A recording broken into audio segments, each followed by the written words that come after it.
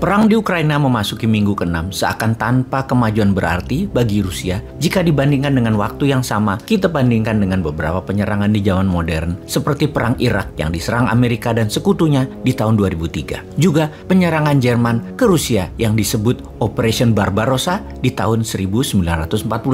Perubahan pola serang Rusia ke Ukraina dari serangan kilat ala Nazi dengan blitzkriegnya diubah menjadi ala Aleppo tidak mengejutkan banyak pengamat intelijen pertahanan. Strategi bumi hangus adalah perang psikologi bagi yang lemah. Perang yang direncanakan cepat menjadi perang psikologi yang bisa panjang masanya. Kita akan bahas perbedaan perang di Ukraina ini dengan perang Irak di tahun 2003 dan Operation Barbarossa di tahun 1941. Tentunya yang kita bahas dalam 3 perang tersebut adalah taktik perangnya, bukan efek perangnya pada dunia. Namun sebelumnya, ada hal yang kita masuki terlebih dahulu, informasi yang tidak kalah penting tentang masa depan minyak bumi. Kita semua tahu bahwa dunia saat ini didominasi kebutuhan akan minyak bumi. Minyak bumi adalah sumber energi terpenting saat ini di bumi. 70% perang di dunia saat ini ada di negara penghasil minyak bumi demi negara sekutu mengendalikan produksi minyak dunia, suplai minyak, dan harga minyak dunia. Selain untuk listrik, maka minyak bumi terbanyak digunakan sebagai bahan bakar kendaraan. Dan mungkin sahabat akan terkejut mengetahui berapa banyak benda yang dihasilkan berdasarkan minyak bumi, atau dengan kata lain, jika minyak bumi tidak pernah ada, maka benda ini pun tidak akan ada. Jika Anda meniup permen karet, itu ada unsur minyak buminya. Begitu juga pasta gigi, minyak wangi, lipstik, deodoran, kontak lens, bahkan 3 perusahaan besar dunia, Google, Microsoft, dan Amazon mempunyai investasi yang besar di industri perminyakan ini. Jadi, bagaimana sih kok bisa benda lengket berwarna hitam ini menjadi penting ketika dunia mulai menggeser ke arah energi terbarukan yang akan menggantikan minyak bumi? Nantinya, minyak bumi akan jadi apa? Atau bagaimana masa depan minyak bumi sesungguhnya? Sejarah minyak bumi dan manusia menjadi kecanduan minyak bumi sudah terjadi jauh-jauh hari ratusan tahun bahkan ribuan tahun yang lalu. Bangsa Mesopotamia di tahun 3100 sebelum Masehi sudah menggunakan minyak bumi untuk mozaik dan permata mereka. Bangsa Babilonia di tahun 1700 sebelum Masehi menggunakan minyak untuk pelapis perahu mereka agar tidak merembes air masuk ke kapal. Bangsa Mesir di tahun 2600 sebelum Masehi menggunakan bahan dasar minyak bumi untuk membalsem mumi. Juga bangsa Yunani telah sejak tahun 2000 sebelum Masehi menggunakan sebagai lampu minyak. Untuk dunia perminyakan modern, pastinya kita berterima kasih pada seorang inventor ahli kimia, James Young, yang berkebangsaan Skotlandia di pertengahan abad ke-19.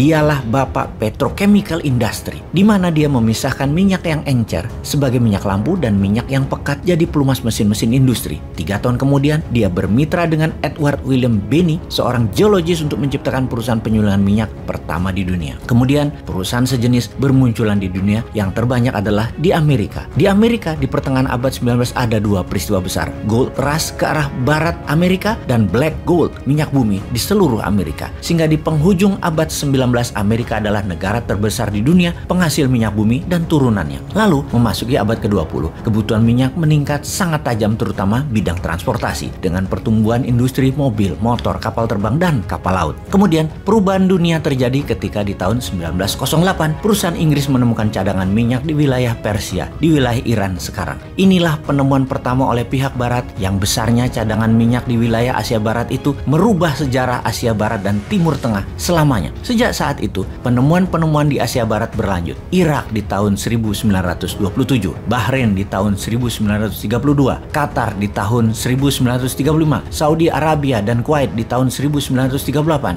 di UAE atau United Arab Emirates di tahun 1958. Semuanya adalah yang berinvestasi, yang mengeksplor, dan yang memiliki hasilnya adalah perusahaan barat, Amerika dan sekutunya. Untuk menjaga harga stabil dan membuat jumlah produksi berlaku adil, negara-negara Timur Tengah itu berinisiatif membuat organisasi, yaitu OPEC, Organization of Petroleum Exporting Country, atau organisasi negara-negara pengekspor minyak. Diciptakan dalam konferensi di Baghdad di tahun 1960. Negara pendirinya adalah Iran, Kuwait, Irak, Saudi Arabia, dan Venezuela. Kemudian banyak negara bergabung. Qatar di tahun 61, Indonesia di tahun 62, Libya di tahun 62 juga, UAE juga di tahun 1967, Nigeria di tahun 71, dan Ekuador di tahun 1973, kemudian Gabon di 1975. Mereka, OPEC tersebut, mengendalikan 80% cadangan minyak dunia dan memproduksi 44% minyak dunia. Kekuatan OPEC dan dominasi OPEC sangat kuat sekali waktu itu. Apa buktinya? Ketika perang Arab-Israel di tahun 1973,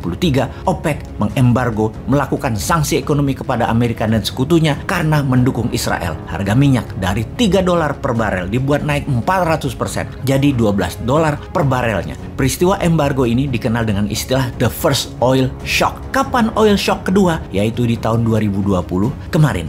Ketika selama setahun shutdown karena pandemi virus Wuhan, di mana kebutuhan minyak bumi turun hingga 50%, juga perang harga Saudi-Rusia yang mana Saudi menurunkan harga minyak agar perusahaan Rusia bangkrut. Harga minyak bumi di bulan Januari 2020 adalah $67 per barel. Di bulan Maret 2020, harga minyak bumi ke $18 per barel. Dan di suatu titik di bulan April, harga pernah mencapai minus $38 per barel. Minus alias yang beli minyak dibayar, bukan bayar atau beli, tetapi dibayar. Sekarang di tahun 2022, kebutuhan minyak bumi 92,8 juta barel per harinya. Di antaranya Indonesia membutuhkan 1,5 juta barel per hari. Tiongkok membutuhkan 19 juta barel per hari. Di dunia ini ada 4,8 miliar mobil di jalanan. Dan ada banyak hal selain fuel bahan bakar kendaraan dihasilkan oleh minyak bumi yang belum bisa digantikan oleh energi terbarukan seperti tempat tidur, kamera, karpet, komputer, bola golf, botol, pestisida, pipa, gorden, ban, X-ray, dan banyak lagi. Sebuah fakta, mobil listrik akan merubah dunia transportasi, namun tidak akan merubah kebutuhan akan minyak bumi. Jadi, ketika dua negara berperang,